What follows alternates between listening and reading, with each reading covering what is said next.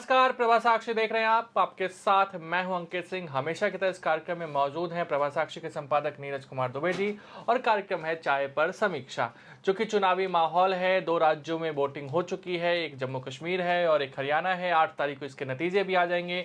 दोनों ही जगह किसकी सरकार बनेगी ये प्रभा साक्षी पर आप देख पाएंगे।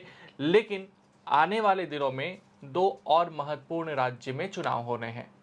पहला है महाराष्ट्र, जहां पर पूरे देश की नज़र है और यूं कहें तो महाराष्ट्र की राजधानी मुंबई जो है वो हमारे देश की आर्थिक राजधानी। ऐसे में कहीं ना कहीं महाराष्ट्र पर पूरी दुनिया की भी नज़र रहने वाली है। और दूसरा है झारखंड, जहां भाजपा अपनी पूरी ताकत लगा रही है, बांग्लादेशी घुसपैठिए का वहां मुद्दा बना रही है और कहीं ना कहीं हेमंत सोरेन की सरकार पर ज़बरदस्त तरीके से निशाना साध रही है। प्रधानमंत्री नरेंद्र मोदी इस सप्ताह महाराष्ट्र भी गए हुए थे और इस सप्ताह झारखंड भी गए हुए थे। सर, हरियाणा और जम्मू कश्मीर तो हो गया जी। यहाँ जो होगा वो भी 8 तारीख को पता चल जाएगा। लेकिन महाराष्ट्र और झारखंड में क्या कुछ होने वाला है और क्या दोनों ही राज्यों के चुनाव एक साथ आपको दिखाई देते हैं? क्योंकि अगर देखा जाए तो झारखंड के चुनाव इससे पहले दिसंबर में हुए थे, जबकि हरियाणा के साथ महाराष्ट्र के चुनाव हुए थे। और अभी चुनाव आयोग का हमने सुना तो उन्होंने बोला कि 26 नवंबर से पहले हमें प्रक्रिया को ख़त्म कर देना है। जी। तो उम्मीद यही है कि जो चुनाव है महाराष्ट्र का, झारखंड का, यूपी में 10 विधानसभा सीटों के उपचुनाव का और तमाम राज्यों की जो भी बाईपोल्स हैं वो लगता है कि सारे के सारे साथ ही हो जाएंगे। क्योंकि आपने देखा कि मंत्रिमंडल ने एक देश एक चुनाव को मंजूरी दे दी है। संसद का शीतकालीन सत्र आएगा तो हो सकता है उस पर से संबंधित कोई विधेयक आ जाए, कोई इस संबंध में कोई कानूनी बन जाए, तो आगे चलकर चुनाव आयोग को देश में एक साथ चुनाव कराने की भी जरूरत पड़ सकती है। उसका स्वरूप कैसा होगा ये तो संसद तय करेगी। लेकिन मुझे लगता है कि झारखंड को अगले साल या दिसंबर तक नहीं ले जाया जाएगा, शायद उससे पहले ही चुनाव हो जाएंगे। और क्योंकि पिछली बार वहां पे 5 फेज में चुनाव हुए थे। जी जी। लेकिन उस समय की स्थिति और आज की स्थिति में थोड़ा सा अंतर है। आज हालात पहले से बेहतर हैं। दूसरा क्या होता है कि हमको एक चीज़ और देखनी होगी कि दिसंबर के माफ़ कीजिएगा, दिसंबर के पहले सप्ताह से संसद का शीतकालीन सत्र शुरू होता है और सभी पार्टियों के नेताओं को चूंकि झारखंड में प्रचार भी करना होगा और धुआंधार रैलियां करनी होंगी, वहां पर लगातार जाना पड़ेगा, जिससे मंत्रियों की उपस्थिति बाधित होगी संसद में, प्रधानमंत्री की मौजूदगी वहाँ पर कम रह पाएगी। तो इसलिए जो मुझे लगता है कि डेट्स शायद पहले रखी जाएंगी ताकि संसद को भी, और शीतकालीन सत्र बहुत महत्वपूर्ण रहने वाला है। गृह मंत्री जी बता चुके हैं कि वक्फ विधेयक भी उसमें पारित कराना है और भी तमाम कई बड़े विधेयक हैं। मैंने एक देश एक चुनाव का भी जिक्र किया, तो ऐसे बहुत सारे संबंधित विधेयक आ सकते हैं। तो मुझे लगता है कि सत्र को क्योंकि स्पष्ट बहुमत नहीं है बीजेपी के पास, तो उसको फ्लोर मैनेजमेंट करना है, राज्यसभा में भी, कांग्रेस में, उसमें लोकसभा में भी। तो ये वहाँ पर आप ज़्यादा देर तक, ज़्यादा दिनों तक बाहर नहीं रह सकते हैं बड़े नेता संसद सत्र के दौरान। तो इसलिए मुझे लगता है कि शायद पहले चुनाव कराए जाएंगे और चुनाव जब भी होंगे और जिस तरीके से हमारे लोकतंत्र में हमारे जो मतदाता हैं बढ़ चढ़कर भाग ले रहे हैं, जम्मू कश्मीर में हमने देखा, हरियाणा में हमने देखा, मुझे लगता है कि झारखंड और महाराष्ट्र में भी वैसी स्थिति देखने को मिल सकती है। पॉलिटिकल पार्टीज का क्या हाल है? वही तो मुद्दा है। चुनाव तो होंगे ही होंगे। जी जी। नहीं, पॉलिटिकल पार्टीज का आप देखिए कि एक चीज़ है कि जो लोकसभा चुनाव जब हुए, लोकसभा चुनाव का जो परिणाम आया उसमें बीजेपी के नंबर घटे लेकिन बीजेपी को फिर से सत्ता मिली। कांग्रेस के नंबर बढ़े लेकिन कांग्रेस फिर से विपक्ष में रही। तो जो नतीजे थे, अगर आप किसी ना किसी तरीके से देखें तो दोनों के लिए उत्साहजनक रहे हैं। तो वो जो उत्साह है, वो जोश है और पा लेने की जो इच्छा है, उसके चलते बीजेपी और कांग्रेस दोनों ही पूरी एड़ी चोटी का जोर लगा रहे हैं। आप देखिए कि लोकसभा चुनाव के बाद से कांग्रेस जितनी एक्टिव नज़र आ रही है, हम अगर पिछले 1-1.5 साल 2 साल तक पिछला और उसका देखें, उसकी एक्टिविटीज़ देखें तो बिल्कुल वो शांत पड़ी थी। ऐसा लगता था देश में विपक्ष ही नहीं था। लेकिन भारत जोड़ो यात्रा जब राहुल गांधी ने पिछले साल लगभग इसी समय शुरू की थी, तब से उनकी गतियों में जो गतिशीलता है कांग्रेस पार्टी की, उसमें एक बड़ा बदलाव आया और लोकसभा चुनाव परिणाम ने संजीवनी दी कांग्रेस को और कांग्रेस फिर से उठ खड़े होने का प्रयास कर रही है। हमने देखा कि चुनाव चाहे जम्मू कश्मीर का हो चाहे हरियाणा का हो, वहाँ उसने पूरी शिद्दत के साथ चुनाव लड़ा है। हरियाणा में तो एक धारणा बन गई थी कि कांग्रेस की हवा चल रही है, कांग्रेस की लहर चल रही है, तो उस लहर को और बढ़ाने का काम कांग्रेस के नेताओं ने किया। राहुल गांधी ने खुद मोर्चा संभाला, प्रियंका गांधी वाड्रा को भी अंतिम समय पर ले जाया गया। तो और ये दिखा रहा है कि और आप देखिए कि महाराष्ट्र में जैसा आपने जिक्र किया कि प्रधानमंत्री नरेंद्र मोदी गए, तो राहुल गांधी भी वहाँ जा रहे हैं, राहुल गांधी भी वहाँ पर गए हैं। उन्होंने कई हाल में कार्यक्रम महाराष्ट्र के विभिन्न शहरों में किए हैं। तो महाराष्ट्र, चूंकि आपने जैसा जिक्र भी किया कि देश की आर्थिक राजधानी है मुंबई, और महाराष्ट्र एक अगर हम आर्थिक दृष्टि से देखें तो उसके चलते बड़ा राज्य है जिसकी सत्ता हर कोई पार्टी हासिल करना चाहती है।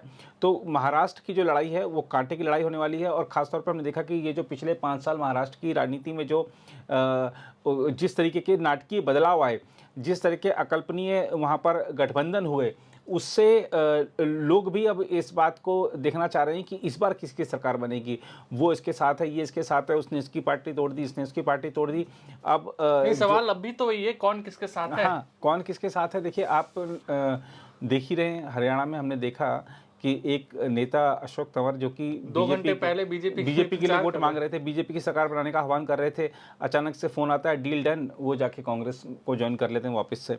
तो जो आपके बगल में बैठा हुआ है वो आपका कितनी देर तक साथी रहेगा इसके बारे में कुछ नहीं कहा जा सकता है।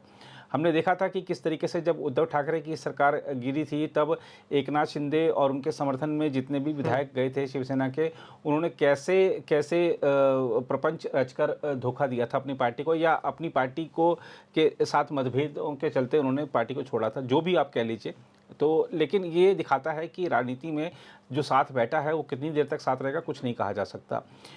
अब अगर हम बात कर रहे हैं महाराष्ट्र का जो राजनीतिक परिदृश्य है, तो इसमें एक चीज़ साफ दिख रही है कि अभी फ़िलहाल क्योंकि सीटों का बंटवारा नहीं हुआ है, बातचीत चल रही है, बातचीत अंतिम चरण में पहुंची है, कोई निष्कर्ष नहीं निकला है, इसलिए ऐसा लगता है कि जो मुकाबला है वो महायुति में और एनडीए के बीच में ही होना है। अब महायुति की अगर हम बात कर लें तो बीजेपी, शिवसेना एकनाथ शिंदे के नेतृत्व वाली, और एनसीपी अजीत पवार के नेतृत्व वाली, और कुछ और छोटे वहाँ पर दल शामिल हैं। लेकिन आप देखिए कि इस गठबंधन में भी सब कुछ सहज नहीं है, क्योंकि कई बार शिवसेना जो एकनाथ शिंदे के नेतृत्व वाली है उसकी तरफ से असहज बयान आ जाते हैं। कई बार जो अजीत पवार की पार्टी है उसके नेताओं की तरफ से कुछ असहज कर देने वाले बयान आ जाते हैं। कई बार बीजेपी के नेता ही इस तरीके के बयान दे देते हैं जो एनसीपी अजीत पवार के लोगों को नागवार गुजरती है। अजीत पवार का मैं एक ताज़ा स्टेटमेंट देख रहा था, उसमें उनकी भी कुछ मत भिन्नता दिखाई दे रही है। बीजेपी में भी एक राय हो इन सब दलों को साथ लेकर चलने की, ऐसा नहीं लगता है। मैं केंद्रीय मंत्री नितिन गडकरी जी के बयान आप देखिए कि उनका भी एक और ताज़ा बयान आया है, उसमें उन्होंने निशाना तो ऐसा लगता है कि शायद फिर से प्रधानमंत्री जी पर साधा है। लेकिन इसका कारण मुझे यही समझ में आता है क्योंकि महाराष्ट्र के जो भी फैसले हैं उसमें शायद उनको भागीदार नहीं बनाया जा रहा है, उसमें उनको महत्व नहीं दिया जा रहा, तो शायद वो अपनी नाराज़गी इसलिए ऐसे बयान देकर जता रहे हैं। तो अगर हम देख लें तो इन तीनों ही दलों में अपने अंदर भी सब कुछ ठीक नहीं चल रहा है और गठबंधन में तो सब कुछ ठीक चल ही नहीं रहा है। अगर अजीत पवार रहेंगे या नहीं रहेंगे? अजीत पवार देखिए, अगर हम देखें तो उनका, जैसा हम पहले भी चर्चा कर चुके हैं कि अजीत पवार का एकमात्र लक्ष्य पहले ये था कि मैं इस पार्टी का मालिक बनूं। वो उस पार्टी के मालिक बन गए अपने दूसरे प्रयास में। तो वो ही पार्टी जो उनके पास आ गई है बड़ी मुश्किल से, उस पार्टी को वो वापस चाचा को सौंपने तो जाएंगे नहीं। तो वो कहाँ रहेंगे ये तो भविष्य बताएगा, लेकिन वो वापस उधर नहीं जाने वाले हैं, इतना मुझे ऐसा लगता है। बीजेपी के साथ रहेंगे या खुद से चुनाव लड़ेंगे वो देखने वाली बात होगी। लेकिन और बाद में कटवा की भूमिका में भी रह सकते हैं, वोट कटवा की भूमिका में रह सकते हैं। आप अकेले लड़ते हैं तो भविष्य में आपको जब चुनाव परिणाम के बाद आपको जहां बढ़िया डील लगे आप वहां जा सकते हैं, एक स्वतंत्र होते हैं आप। लेकिन अगर हम दूसरी तरफ महायुति की बात करते हैं तो एनडीए की बात करते हैं, तो एनडीए में भी आप देखिए कि जो उद्धव ठाकरे की शिवसेना है वो वहाँ पर भी सब कुछ सहज नहीं है, अपने अंदर खाने भी सहज नहीं है, क्योंकि कई लोगों ने पार्टी छोड़ी है हाल में और कई लोगों ने उद्धव ठाकरे की कार्यशैली पर सवाल उठाए हैं। उद्धव ठाकरे की पार्टी ने जो सीटों के बंटवारे को लेकर और मुख्यमंत्री पद की उम्मीदवारी को लेकर जिस तरीके से दबाव कांग्रेस पर और एनसीपी शरद चंद्र पवार पर बनाया है, उससे ये दोनों दल भी लग रहा है, इनको भी लग रहा है कि ये गठबंधन धर्म नहीं निभा रहे हैं उद्धव ठाकरे। तो अगर उन दलों को ऐसा लग रहा है कि उद्धव ठाकरे गठबंधन धर्म नहीं निभा रहे हैं, तो शायद अमित शाह की वो बात सही साबित होती है कि हमने मुख्यमंत्री पद पर कोई चर्चा नहीं की थी। उद्धव ठाकरे ने ये जो कहा है कि मुख्यमंत्री पद शिवसेना को देने की बात हुई थी, तो ये गलत था। तो ऐसा लगता है अगर हम कांग्रेस का बयान देख लें, अगर हम एनसीपी के नेताओं का बयान देख लें, क्योंकि वो कह रहे हैं कि सीएम फेस नहीं घोषित करेंगे, उद्धव ठाकरे कहते हैं कि सीएम फेस घोषित करो। और ऐसे ही अगर हम देखें कांग्रेस में, आप देखिए कि कांग्रेस के जो नेता हैं, हाल में कई बड़े नेता पार्टी छोड़ गए, लेकिन अब वहाँ पर कांग्रेस नए नेतृत्व में आगे बढ़ी है। लोकसभा चुनाव में इसको मजबूती मिली है, लेकिन टिकट बंटवारे का जो अभी खेल होना है अभी, क्योंकि आप देखिए कि पहले तो सबसे बड़ी बात है कि कांग्रेस के खाते में कितनी सीटें आएंगी, कौन कौन सी सीटें आएंगी, और जिस तरीके से कांग्रेस के टिकटों के लिए बड़ी संख्या में लोगों ने आवेदन किए हैं, तो सिर्फ टव्वल सबसे ज़्यादा वहीं होने वाली है कांग्रेस में। और यही हाल जो है एनसीपी शरद चंद्र पवार का है। कुछ जो नेता जो अजित पवार के साथ चले गए थे विधायक, वो वापसी की राह तलाश रहे हैं शरद चंद्र पवार के साथ आने के लिए। अगर वो वापस आते हैं तो क्या उनको टिकट मिलता है, और अगर उनको टिकट मिलता है तो अब जो टिकट की आस लगाए हुए थे क्या वो विद्रोह करते हैं। तो अभी देखिए, जब सारे जो विधानसभा की सीटें हैं वो तो सीमित हैं, आकांक्षी बहुत ज़्यादा लोग हैं, तो सीटों का बंटवारे पर अभी जो सीटों का बंटवारा कैसे होता है दोनों गठबंधनों में, और सीटों का कौन बंटवारा किसके लिए कितनी कुर्बानी देगा ये भी जी। तो ऐसा, और देखिए, राजनीति में एक चीज़ समझ सबको आ चुकी है कि कुर्बानी कोई किसी के लिए नहीं देता। और बीजेपी ने एकनाथ शिंदे को सीएम पद दिया था जब, तो लगा था कि बहुत बड़ा त्याग कर दिया गया है, लेकिन वो त्याग किस लिए था? उस त्याग एक सीएम पद त्याग कर एक व्यक्ति की पार्टी को ही छीन लेना, शायद वो एक बड़ा उद्देश्य था। तो उस बड़े उद्देश्य के लिए शायद वो एक कुर्बानी दे दी गई थी, लेकिन और उस उद्देश्य में बीजेपी सफल भी रही है। आप देखिए कि सारा का सारा मालिकाना हक हो, शिवसेना का जो चुनाव चिन्ह है या शिवसेना प्रमुख अब बन गए हैं वो, तो एक जो उद्धव ठाकरे ने पार्टी स्थापित की थी वो एकनाथ शिंदे लेके, जो शरद पवार ने पार्टी स्थापित की थी वो अजीत पवार ले गए। तो ये खेल तो बिगाड़ा। महाराष्ट्र में सरकार कौन चला रहा है ये सबको पता है। हाँ जी। खैर, झारखंड जी, झारखंड में देखिए एक चीज़ स्पष्ट है कि अगर हम देख लें तो वहाँ पर सत्ता बदलती रही है। इसमें कोई दो राय नहीं कि जो हेमंत सोरेन सरकार है वो उसका जो पिछले 5 साल का आप देखिए कार्यकाल, और ऐसा कि बांग्लादेशी घुसपैठियों का मुद्दा ठीक है राजनीतिक रूप से अभी उभर कर आ रहा है, लेकिन एक चीज़ इस सरकार के कार्यकाल से शुरू में देखने को मिली है कि जिस तरीके से हिंदुओं पर हमले हुए, और कई ऐसी घटनाएं हैं, चाहे लव जिहाद की आप लगा लीजिए, चाहे अन्य कुछ प्रकरण रहे, शोभा यात्राओं पर हमले की बात हो, चाहे किसी न किसी तरीके से धर्म को लेकर विवाद वहाँ पर होता रहा। तो ये जो इस तरीके के प्रकरण होते हैं, ये लोगों में खासतौर पे सनातन में आस्था रखने वालों के मन में उनको उनको ये इतने चुभते हैं कि लगता है उनको कि हमारे अपने देश में ही हमारे को इस तरीके के हालात से गुजरना पड़ रहा है, तो वो सरकार बदल देते हैं। राजस्थान में हमने देखा कि किस तरीके से वहाँ पर घटनाएं हुई थी अशोक गहलोत सरकार के दौरान। और ऐसा क्यों होता है? जब हम तुष्टीकरण की राजनीति को बढ़ावा दे रहे होते हैं, तो इसी आपकी तुष्टीकरण की राजनीति आपके लिए उस समय हितकारी हो सकती है, लेकिन वो अगर हम दीर्घकालिक रूप में देखें तो वो हितकारी नहीं होती है, उसका खामियाजा भुगतना पड़ता है। तो हेमंत सोरेन की जो सरकार है उसमें भ्रष्टाचार के आरोप हैं, और जिस तरीके से वहाँ पर सरकार चली है उससे लोग नाखुश हैं। अभी आपने लोकसभा चुनाव में देखा कि किस तरीके के वहाँ पर परिणाम रहे। तो अब जिस तरीके से बीजेपी वहाँ पर आक्रामकता के साथ चुनाव लड़ रही है, वो दिखा रहा है कि बीजेपी ने बढ़त बनाई हुई है। लेकिन बीजेपी कहीं पश्चिम बंगाल जैसी गलती ना कर दे, जिस तरीके से चंपई सोरेन को लाया गया, जिस तरीके से वहाँ पर अभी एनसीपी के एक विधायक लाए गए हैं, जिस तरीके से मधु कोड़ा की पत्नी को लाया गया, मधु कोड़ा भी आ गए हैं। तो अब बताइए, आपने सबसे ज़्यादा भ्रष्टाचार के आरोप उन पर लगाए थे, तो उनको आप ले आए। तो अगर आप वो फिर जो वॉशिंग मशीन वाली जो बात आती है बार बार कि आपके पास आएगा तो व्यक्ति धुल जाएगा, उससे भ्रष्टाचार के दाग धुल जाएंगे, तो ये चीज़ें फिर कहीं ना कहीं लोगों के मन में सवाल खड़े होते हैं। ये अब भ्रष्टाचार से आपने लड़ाई की बात तो आप कर रहे हैं, लेकिन आप भ्रष्टाचारियों को अपनी पार्टी में भी ले रहे हैं, और जिस तरीके से आप दूसरी पार्टियों के नेताओं को अपने यहाँ ला रहे हैं, उससे जो लोग अभी पिछले 1-1.5 साल से बहुत ज़्यादा मेहनत कर रहे हैं बीजेपी को फिर से खड़ा करने में, उनका मनोबल डाउन हो रहा है कि हो सकता है कि कल को ये हमसे ज़्यादा प्रभावी भूमिका में आ जाएं। तो कहीं ये पश्चिम बंगाल जैसी स्थिति ना हो जाए कि आप वहाँ पर 200 पार का नारा दे रहे थे लेकिन आप 75 पर रुक गए। तो ये सब चीज़ें दिखा रही हैं। इसका गलत मैसेज भी जाता है कई बार। ये ठीक है कि हमको लगता है कि हमको मीडिया में सुर्खियाँ मिल रही है और हम एकदम रोज़ खबरों में बने हुए हैं, लेकिन खबरों में रोज़ाना बने रहना और ज़मीन से हट जाना, ज़मीन से कट जाना, ये नुकसानदायक होता है। तो बीजेपी को ठीक है, अभियान आगे चल रहा है, लेकिन संभल कर आगे कदम बढ़ाना बिल्कुल। होगा। और 2 राज्य में वोटिंग हो चुकी है, 2 राज्यों में चुनाव के ऐलान होने हैं, लेकिन 4 नेताओं की अग्नि परीक्षा है भाजपा की ओर से देखें तो। एक राम माधव और जी किशन रेड्डी जी। हैं जम्मू कश्मीर को लेकर, धर्मेंद्र प्रधान आपके हरियाणा में हैं, जी। भूपेंद्र यादव महाराष्ट्र में हैं और शिवराज सिंह चौहान झारखंड में हैं। इन 4 नेताओं की परीक्षा हो गई। लेकिन हम झारखंड से ठीक बगल में बिहार में आते हैं सर। नीतीश कुमार की पार्टी एनडीए का हिस्सा है। कहीं ना कहीं ये खबरें आती रहती है कि नीतीश कुमार चाहते हैं कि चुनाव करा दिया जाए। जी। ये भी खबर रहती है कि भाजपा चाहती है कि नीतीश कुमार अपना टर्म पूरा करें, तब की तब स्थिति देखी जाएगी। अगर अभी चुनाव कराई जाती है तो नीतीश कुमार फिर से 5 साल के लिए बैठ सकते हैं या 5 साल के लिए अपने नाम पे वोट मांग सकते हैं। जी। एक प्रशांत किशोर की एंट्री होती है। उन्होंने 2 अक्टूबर को अपनी पार्टी जनसुराज लॉन्च भी कर दिया। उन्होंने कहा कि बिहार बूढ़ों का प्रदेश बन गया है, यहाँ से बच्चे जा रहे हैं, आपको अपने बच्चों के लिए वोट देना है, आपको अपने बच्चों के भविष्य के लिए वोट देना है, आपको बिहार के बदलाव के लिए वोट देना है। बिहार में उन्होंने फ्री के लिए कुछ भी नहीं कहा है, लेकिन शराबबंदी जो है उसको उन्होंने चालू करने का वायदा किया है।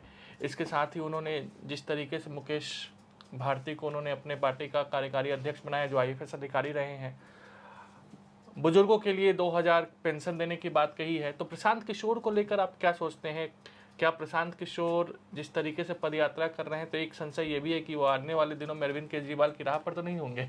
देखिए, अगर जो प्रशांत किशोर जी की जो उन्होंने बातें कही हैं अपनी पार्टी के गठन से के दौरान कही या उससे पहले कही या जो कहते रहते हैं, वो बिल्कुल सही हैं। बिहार की स्थिति जो है वो कतई अच्छी नहीं है। बिहार में इतने वर्षों से नीतीश कुमार मुख्यमंत्री हैं, लेकिन वो राज्य फिर भी पिछड़ा हुआ है और मुख्यमंत्री अपने राज्य पर पिछड़े का ठप्पा तक लगवाने के लिए कि हमारे राज्य को पिछड़ा प्रदेश घोषित कर दीजिए, इस बात के लिए वो प्रयासरत रहते हैं। अब आप देखिए कि किस तरीके से वो विशेष राज्य का दर्जा जो मांग रहे हैं, वो पिछड़ा प्रदेश घोषित करने की मांग कर रहे हैं। तो अपने राज्य के नाम के आगे से लोग बीमारू या पिछड़ा हटवाना चाहते हैं, लेकिन वो उसका ठप्पा लगवाना चाहते हैं। तो वो यानी कि वो राज्य को वैसा ही रहने देना चाहते हैं। इसलिए नीतीश को मुख्यमंत्री नहीं रहना चाहिए, इस बात का तो मैं भी समर्थक हूं, क्योंकि एक ऐसा कोई नेता आना चाहिए जो बिहार को नई दिशा में, आपको जो करना था आपने कर लिया। जी, कर लिया, और नए को व्यक्ति को सौंपना चाहिए। नया व्यक्ति किस तरीके से राज्य को आगे ले जा सकता है, राज्य के पास संसाधन है, राज्य के लोगों में वो काबिलियत है कि उस राज्य को आगे बढ़ा सके। आप देखिए कि एक बिहार का व्यक्ति जब अपने राज्य से बाहर निकल जाता है तो वो सफल हो जाता है। वो बिहार में रहकर ही क्यों सफल नहीं हो पाता, ये एक बड़ा सवाल है। क्योंकि उसको वहाँ पर प्रोत्साहन नहीं मिलता, क्योंकि वहाँ पर नीतियाँ ऐसी नहीं है, क्योंकि वहाँ पर सरकार ऐसी नहीं है जो योग्यता को प्रोत्साहन देकर आगे बढ़ा सके। तो और वही देखिए आप, जैसा कि हम सभी जानते हैं कि आप देखिए, चाहे वो प्रशासनिक अधिकारी हों, चाहे अन्य क्षेत्र हों, तम उद्योग, आप कोई सा भी क्षेत्र लगा लीजिए, सब जगह बिहार के लोगों का बोलबाला है। और अपनी संस्कृति को भी जिस तरीके से वो ऊंचे पद पर पहुंचने के बावजूद जिस तरह से अपनी संस्कृति को, अपने लोकाचार को, अपने आचार व्यवहार को वो वैसा का वैसा बनाए रखते हैं, अपनी मिट्टी से जुड़े रहते हैं, ये भी एक बहुत बड़ी बात है। आप देखिए क्या छठ पूजा पूरे विश्व में मनाई जाती है। तो बिहार के लोग जहाँ जा रहे हैं वहाँ पर अपने राज्य को आगे बढ़ा रहे हैं, लेकिन वो राज्य क्यों नहीं आगे बढ़ पा रहा है? क्योंकि वहाँ की सरकार में खामियां हैं। तो प्रशांत किशोर ने जो कहा वो एकदम सही बातें हैं। लेकिन अगर हम बिहार की राजनीति को समझे, बिहार की राजनीति को मैं जितना घुमा हूँ लोकसभा चुनाव में या विधानसभा चुनाव में, तो मैं जो समझा हूँ जो प्रशांत किशोर चाह रहे हैं वो असंभव है। अब असंभव क्या है? क्योंकि बिहार में जब तक खासतौर पर अगर हम ग्रामीण इलाकों में जाते हैं, जो जातिवाद है, जो अशिक्षा के चलते सिर्फ क्या बोलते हैं, प्रलोभन के चलते जो एक ही जगह बार बार वोट देने की, या जो भय के चलते एक ही जगह वोट देने की, जो इस तरीके की जो चीज़ें हैं, जब तक वो ठीक नहीं होंगी, जब तक जातिवाद लोगों के मन में भरा रहेगा, तब तक आप सही उम्मीदवार को वहाँ जिता नहीं सकते। काम करने वाला उम्मीदवार को आपने देखा कि कोई बड़ा अधिकारी पद छोड़कर आ गया और जन स्वराज पार्टी से जुड़ जाए और वो जीत जाए, ऐसा मुझे लगता नहीं। वो कह रहे हैं कि हमारी सरकार बनेगी, लेकिन मुझे लगता नहीं कि शायद वो 10 विधायक भी अपने नहीं, उन्होंने बोला है कि 130 से अगर कम आती है हमारे विधायकों की संख्या तो ये मेरी हार होगी। जी, मुझे 130, मेरे को तो 30 भी अगर जीत जाए जाए तो बड़ी बात 122 पे वहाँ सरकार बनती है, वो कह रहे हैं कि 130 से कम अगर भी आती है तो मेरी हार, मैं इसे हार मानूंगा अपनी। नहीं देखिए, बिहार की राजनीति को जो लोग भी समझते हैं वो जानते हैं कि बिहार के लिए बहुत जरूरी है जो प्रशांत किशोर कह रहे हैं, लेकिन शायद कोई चमत्कार हो जाए तभी वो चीज़ 130 आ सकती है। 130 तो वहाँ पर जो पिछले 50-60 सालों से जो वहाँ पर राजनीति कर रहे हैं, चाहे कांग्रेस हो, चाहे भारतीय जनता पार्टी हो, चाहे राष्ट्रीय जनता दल हो, चाहे जनता दल यूनाइटेड हो, इनको भी 100 तक का आंकड़ा छूने में इनके पसीने छूट जाते हैं। तो आपका 130 कहाँ से नंबर आ जाएगा? ये ठीक है कि महत्वाकांक्षा रखनी चाहिए सबको, ख्वाब भी देखने चाहिए, लेकिन ख्वाब ऐसा हो जिस पर कोई बाद में मजाक नहीं बनाए, ये ऐसा होना चाहिए। तो प्रशांत किशोर जो कह रहे हैं मैं उसका समर्थक हूँ, वो ऐसा ही होना चाहिए, बिहार को आगे बढ़ना चाहिए। और जब देश विकसित हम बनाने के 2047 तक संकल्प लेकर चल रहे हैं तो उसमें बिहार पिछड़ा रहे और देश आगे बढ़ जाए, ये संभव ही नहीं है। जब तक सारे स्टेट्स हमारे आगे नहीं बढ़ेंगे तब तक देश विकसित नहीं हो पाएगा। और ऐसा विकसित देश भी हम देखें कि उस पर भी सवाल उठेगा कि आपका एक राज्य तो चमचमा रहा है और एक राज्य में आपका झोपड़पट्टी है। तो ये हमारे बिहार को भी में सब कुछ है, संसाधन है, इच्छा है, इच्छा शक्ति है, सब कुछ है, लेकिन सरकार वहाँ की एक अच्छी होनी चाहिए, मुख्यमंत्री अच्छा होना चाहिए। लेकिन प्रशांत किशोर जो कह रहे हैं, दावा करें 130 का, मुझे 30 की भी जो संभावना बहुत ही क्षीण लगती और है। प्रशांत किशोर को कहीं ना कहीं अपनी पार्टी में जमीनी नेताओं को भी लेना होगा। आपने मुकेश भारती को आपने बना तो दिया, लेकिन वो एक IAS अधिकारी रहे हैं। कई देशों का जमीनी हकीकत वो कितना जानते हैं। पवन वर्मा उनके बगल में है, वो भी बड़े अधिकारी रहे हैं।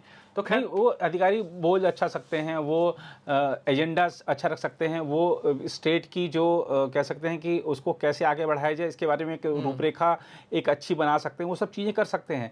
लेकिन चुनाव नहीं जिता सकते। चुनाव तो देखिए जो लोगों के बीच का है और जो लोगों को भाएगा, जो उनको वहाँ पे बिहार की राजनीति का सच ये है कि जो उनकी जाति का होगा उस क्षेत्र में, उस जिस जाति का बाहुल्य है वो वहीं का वो व्यक्ति जीतेगा। और अगर हम चुनावी गणित की बात करें तो वो जातिगत आधार पर कितने लोग एक ही जाति के खड़े हुए हैं, कितना वोटों का बंटवारा हो रहा है, कितना वोट काट रहे हैं, और चुनाव के एक दिन पहले किसने पैसा पहुंचा दिया, किसने शराब पहुंचा दी, ये सब जो चीज़ें, ये ठीक है कि ये सब कह सकते हैं कि सब अनधिकृत रूप से ये चीज़ें की जाती हैं, कानूनी रूप से गलत हैं, लेकिन ये सच भी है, ये हमको स्वीकारना होगा। बिल्कुल। तो ये था इस सप्ताह का चाय पर समीक्षा कार्यक्रम। आपको कैसा लगा कमेंट बॉक्स में ज़रूर बताइएगा। आज के लिए मुझे यानी अंकित सिंह और प्रभा साक्षी के संपादक नीरज कुमार दुबे को दीजिए इजाज़त। नमस्कार। अगर आप भी लेना चाहते हैं देश दुनिया की तमाम जानकारी तो आज ही सब्सक्राइब करें हमारे चैनल को। साथ ही नीचे दिए बेल आइकन को जरूर दबाएं ताकि हर अपडेट आप तक पहुंच सके।